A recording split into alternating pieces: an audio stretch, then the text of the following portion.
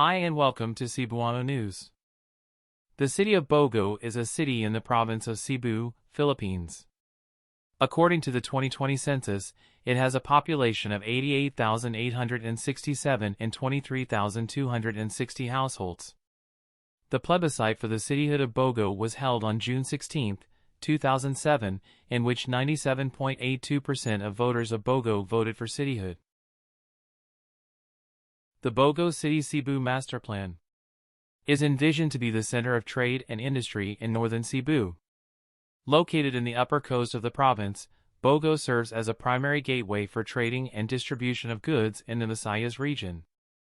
As a landmark development of the city, the world-renowned architectural designer Palafox were tasked the 20-hectare, mixed-use master plan that will feature a hospital, an intermodal transport hub, mixed-use commercial spaces, government facilities, the Bogo City Science and Arts Academy, an aquatic center, and its own sports stadium.